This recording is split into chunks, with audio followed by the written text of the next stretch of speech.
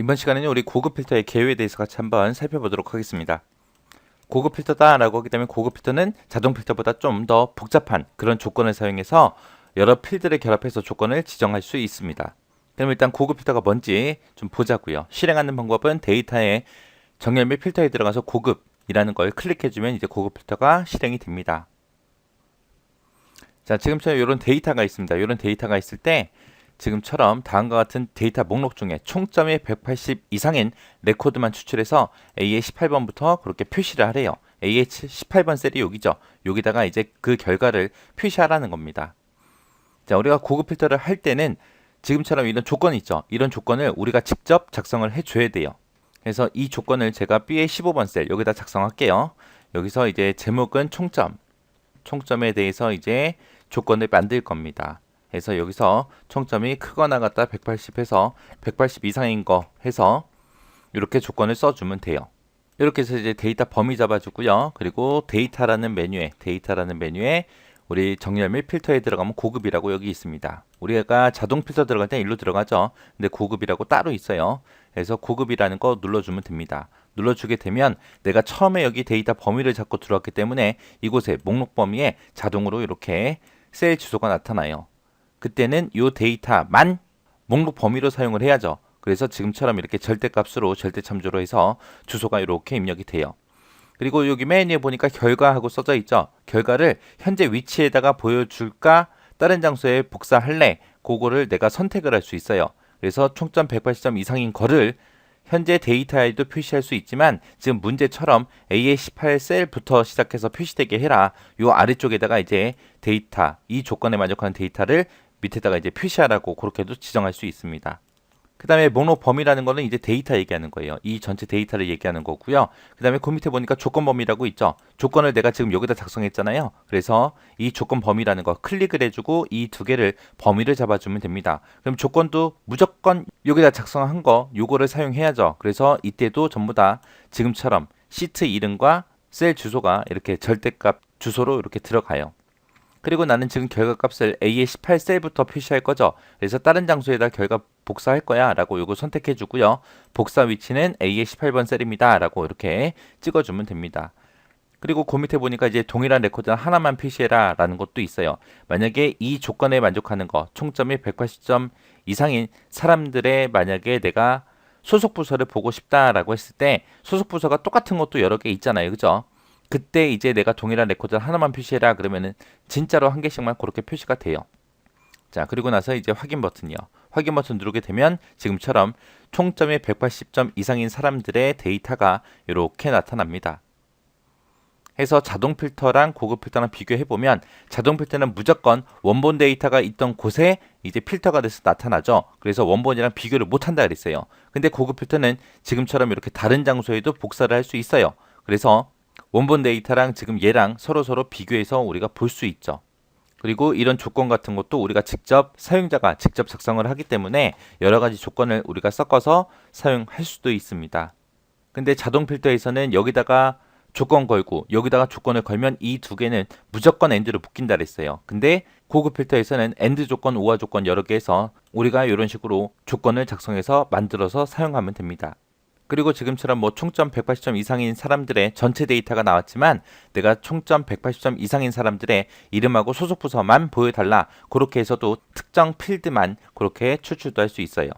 그리고 자동 필터에서는 한 필드에 대해서 두 개까지만 조건을 지정할 수 있었죠. 근데 고급 필터는 개수의 제한이 없습니다. 두 개 이상의 조건을 우리가 마음대로 막 쓸 수 있어요. 근데 이제 고급 필터에서는 뭐가 있냐? 얘요.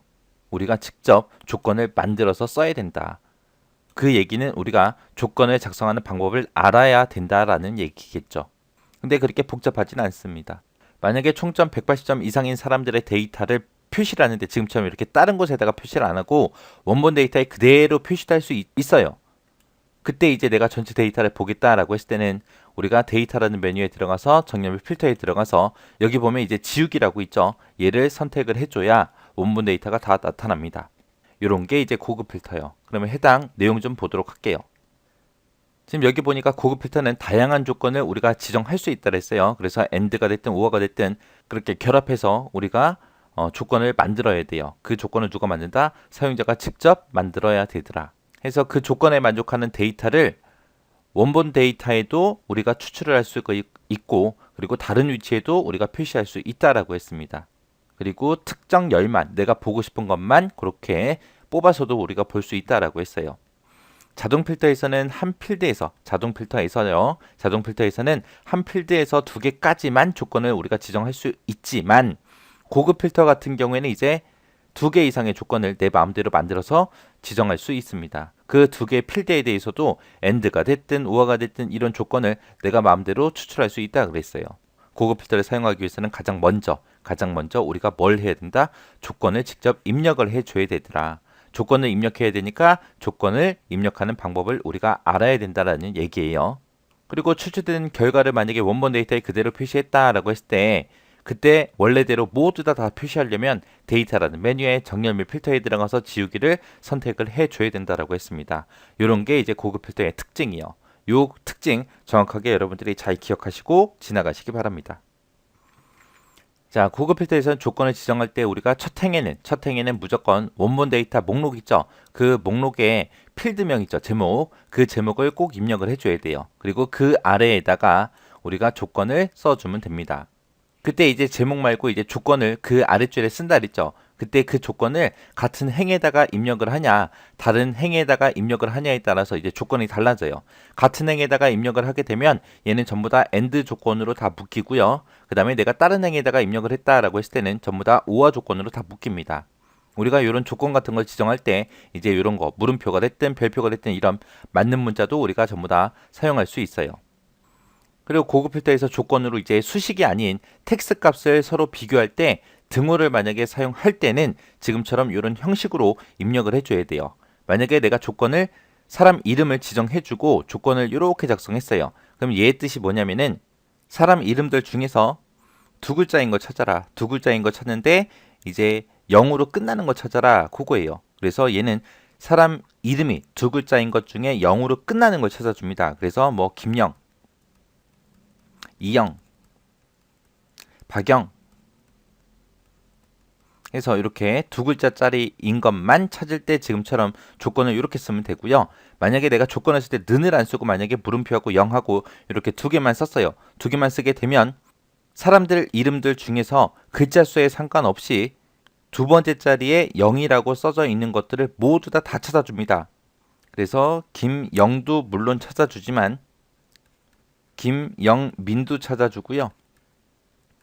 이영도 찾아주고 이영수도 찾아주고 박영도 찾아주고 박영수도 찾아주고 다 찾아줍니다. 해서 두 번째 자리에 0이라고 써져 있는 것들은 전부 다 찾아줘요.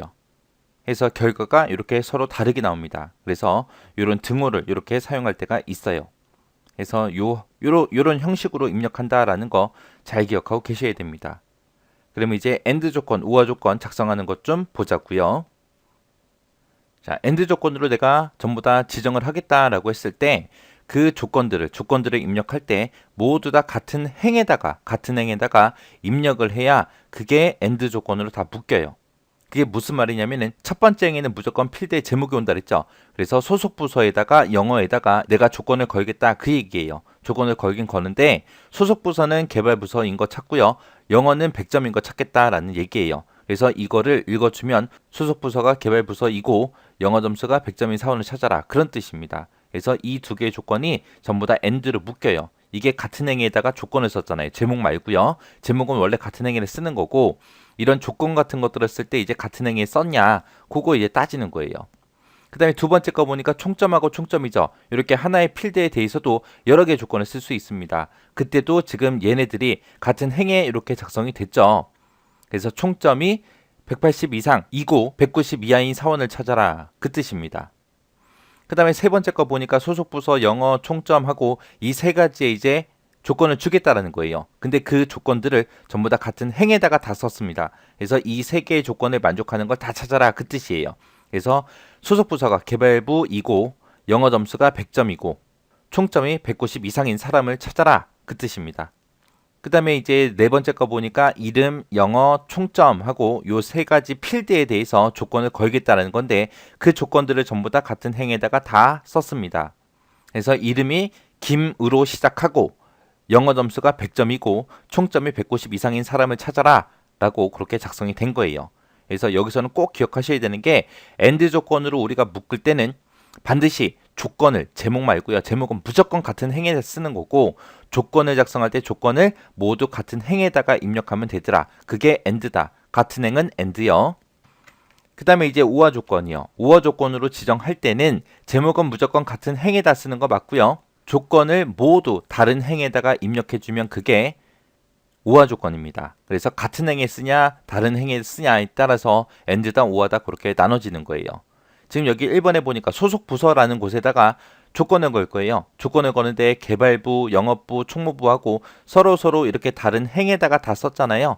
그럼 얘의 뜻이 소속 부서가 개발부 또는 영업부 또는 총무부인 거 찾아라. 이 세 개 중에 한 개라도 만족하면 다 출력해 그 뜻이에요. 그 다음에 두 번째 거 보니까 소속 부서하고 영어라는 필드에 조건을 주겠다 그거예요. 그 조건이 개발부인 거 그리고 영어가 100점인 거 해서 개발보다 100점이다 이런 조건을 다른 행에다 썼잖아요. 그래서 이 두 개의 필드에 대해서 5화로 묶어준 거예요. 그래서 소속 부서가 개발부 또는 영어 점수가 100점인 사람을 찾아라 그 뜻입니다. 그 다음에 이제 세 번째 거 보니까 소속 부서 영어 총점 이 세 개의 필드에 대해서 조건을 주는데 소속 부서가 지금 조건이 여기 써져 있고요. 영어 점수는 여기 써져 있고 총점은 이 줄에 써져 있죠. 해서 서로 다른 행에 다 입력이 됐어요. 이 세 개의 조건 중에 한 개라도 만족하는 거는 다 출력해라 그런 뜻입니다. 그래서 소속 부서가 개발부이거나 영어가 100점이거나 총점이 190 이상인 사람을 찾아라 그런 뜻입니다. 그 다음에 네 번째 거 보니까 이름하고 영어하고 총점하고 요 세 개 필드에 대해서 이제 조건을 작성하겠다라는 거죠.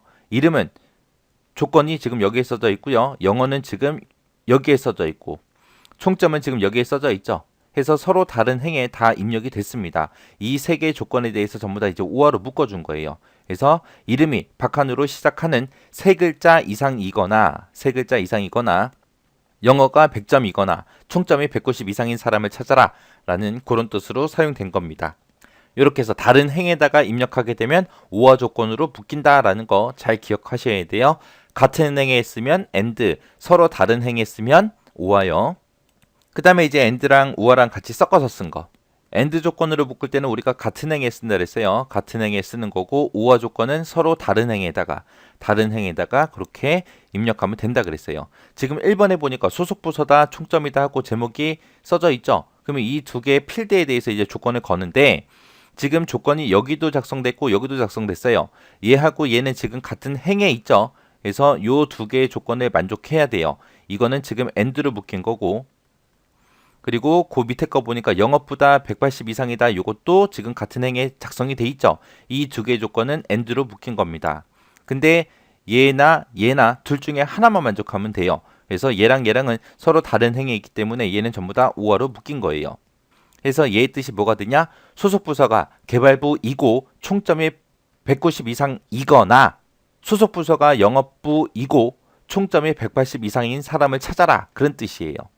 그 다음에 두 번째 거 보니까 소속 부서 총점 컴퓨터하고 있습니다. 요 세 개 필드에 대해서 이제 조건을 써준 거예요. 근데 개발보다 190 이상이다. 요거는 이제 같은 행에 있으니까 얘는 지금 AND로 묶인 거고요. 그리고 요 위에 거랑 요 밑에 거랑은 서로 다른 행에 있어요. 이 두 개의 조건은 전부 다 5화로 묶인 겁니다. 그래서 얘 뜻이 뭐가 되냐? 소속 부서가 개발부이고 총점이 190 이상인 사람을 찾거나 컴퓨터가 90점 이상인 사람을 찾아라. 얘가 됐든 둘 중에 하나만 만족해도 추출이 되는 겁니다. 이렇게 해서 AND랑 우화랑 같이 결합해서도 사용할 수 있더라라는 거 같이 기억하시면 돼요.